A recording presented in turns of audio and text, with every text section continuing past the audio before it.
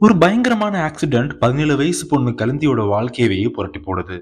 சம்பவத்துக்கு முன்னாடி அவன் நினைப்புல இருந்த அத்தனை விஷயத்தையும் மறந்துட்டான். தான் அம்மா, அப்பா, ஃப்ரெண்ட்ஸ், ஏன் தான் யாரு, தனக்கு என்ன பிடிக்கும், தன்னோட பெயர் என்ன, அத்தனை உட்பட மாயமா போயிடுச்சு. இப்போ கடந்த காலம் இல்லாத அவளோட வாழ்க்கையில அவ இனி எடுக்கிற ஒவ்வொரு முடிவும் அவளோட எதிர்காலத்தை முடிவு பண்ண போகுது. அந்த சம்பவத்துக்கு அப்புறம் எந்த பசங்க கூட்டத்தை ஸ்கூல்ல வெறுத்து இவங்கெல்லாம் ஒரு ஆளா நினைச்சு ஒதுக்கி வச்சிருந்தாலோ, அவங்கள போல இந்த புது வாழ்க்கையில யாராலையும் அவளை சந்தோஷமா வச்சுக்க முடியாதுங்கிறத புரிஞ்சுக்கிறா. ஆக்சிடென்ட்டுக்கு முன்னாடி இந்த ஃப்ரெண்ட்ஸ் கேங் என்னத்தான் ஸ்கூல்லயே ஃபேமஸான கேங்கா இருந்தாலும், அதே கேங்ல அவங்கள மாதிரி இருக்கிற மத்தவங்கள புள்ளி பண்ற பொண்ணா கலந்து இருந்திருந்தாலும், இந்த சமீபத்திய ஆக்சிடென்ட் அவளுக்கே தெரியாம அவளை மாத்திட்டு உண்மையான நண்பர்கள் பக்கம் வாழ்க்கை அழைச்சிட்டு போகுது. இந்த சமயத்துல அந்த ஆக்சிடென்ட் ஒரு பிளான்டு ஒன்னா இருந்திருக்கலாம். தன்னை யாராவது ரேப் பண்ணியிருக்கலாம்.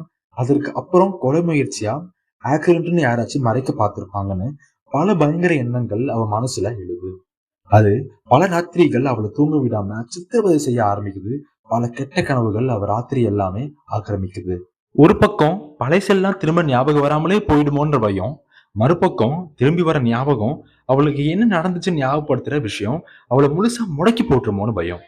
இந்த போராட்டத்துல அவளோட புது நண்பர்களோட சேர்ந்து எப்படி கலந்து ஜெயிச்சா, அவ ஆக்சிடென்ட்டுக்கு யார் காரணம் போன்ற விஷயங்களை கொண்டு எழுதின புக் தான் right here right now by Nikita Singh.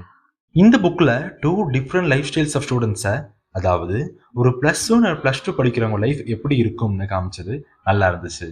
புக்கோட கொஞ்ச பக்கம் புள்ளி பண்றவங்க லைஃப் ஸ்டைல் எப்படி இருக்கும், மீதி பக்கம் அந்த புள்ளிஸை அனுபவிக்கிறவங்க லைஃப் ஸ்டைல் எப்படி இருக்கும்ன்றது டூ சைட்ஸையும் ரொம்ப அழகா காமிச்சிருந்தாங்க. அது ஒரு சின்ன நாஸ்டாலஜிக் மூமெண்டா கொடுத்துச்சுன்னு தான் சொல்லணும். ஒரு கட்டத்துல கலந்தியோட கற்பு அழிக்கப்பட்டிருக்குமோட பயத்தை ஹேண்டில் பண்ண முடியாம அது ஒரு ஃப்ரெண்டு கிட்ட சொல்ல, அந்த ஃப்ரெண்டு கலந்திக்கு மனதளவுல ஒரு நம்பிக்கை ஏற்படுத்துறது.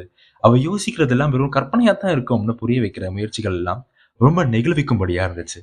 ஒரு கட்டத்துல தன்னோட ஆக்சிடென்ட்டுக்கு முன்னாடி இந்த நட்பு வட்டாரத்துக்கும் இப்போ இருக்க புது நட்பு வட்டாரத்துக்கும் உள்ள வித்தியாசங்கள் புரிஞ்சுக்கிட்டு, என்னத்தான் அவரோட பழைய கேங் அவ கூட திரும்ப சேர வந்த போதும் அவங்க கிட்ட இருந்த அந்த டாக்ஸ்னஸை புரிஞ்சுக்கிட்டு அவங்க சவகாசத்தை அளவா வச்சுக்கிறதும் இந்த புக்ல நல்லா எழுதப்பட்டு இருந்துச்சு. ஆக்சிடென்ட்டுக்கு அப்புறம் அவ முடிவுகள் எல்லாம் எது ஃபேமஸோ, எது எல்லாரும் பண்றாங்களோ, எது ரொம்ப ஜாலியா இருக்கோ அப்படின்னு இல்லாம எது சரியோ அதை பண்றதெல்லாம் நல்லா அமைக்கப்பட்டிருந்துச்சு. இந்த புக்கை டீனேஜ் வயசுல இருக்கவங்க படிக்கலாம். அடல்ட்ஸ் இந்த பக்கம் வராம இருக்கிறதே நல்லது. பிகாஸ் இது அந்த அளவுக்கு ஈர்ப்புள்ள புக்கா அமையாது. இது ஒரு இந்தியன் ஆத்தர் எழுதிய புக். அதனால ரொம்ப பிகினர் ஃப்ரெண்ட்லியா இருக்கும். பயன்படுத்தப்பட்ட இங்கிலீஷ் வேர்ட்ஸ் எல்லாம் அவ்வளவு கடினமா இருக்காது, ரொம்ப சுலபமாவே இருக்கும். 223 பேஜஸ் கொண்ட இந்த புக் 80% மீடியம் வேகத்துல நகரும். கடைசி 20% புக் கிளைமேக்ஸ் என்னன்னு தெரிஞ்சுக்கிறதுக்காக ஆர்வத்திலேயே ரொம்ப வேகமா ஓடிடும்.